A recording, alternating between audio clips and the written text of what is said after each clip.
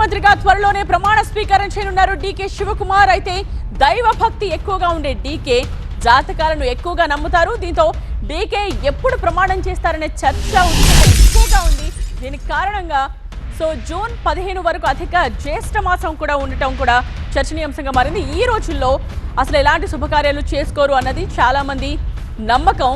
ఈ విశ్వాసం ప్రకారం జూన్ 15 వరకు వేచి ఉండాల్సిన సిచ్యువేషన్ కనిపిస్తోంది. బట్ డీకే రాజగురువు ప్రముఖ జ్యోతిష్యుడు ద్వారకానాథ్ 2 తేదీలను సూచించినట్టుగా తెలుస్తోంది.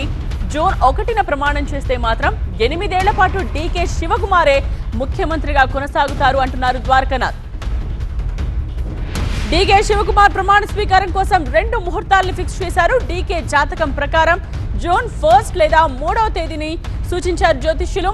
ప్రముఖ జ్యోతిష్యుడు ద్వారకానాథ్ పై డీకే శివకుమార్ కి అపారమైన నమ్మకం ఉంది. నిన్న సిద్ధుతో బ్రేక్ఫాస్ట్ భేటీ తరువాత రాజగురువు ద్వారకానాథ్ ను కలిశారు డీకే శివకుమార్. డీకే ప్రమాణ స్వీకారానికి 2 తేదీలను సూచించారు ద్వారకానాథ్. సోమవారంలోగా అంటే జూన్ 1 లోపు ప్రమాణం చేస్తే 8 ఏళ్ల పాటు సీఎంగా కొనసాగుతారు అన్నారు.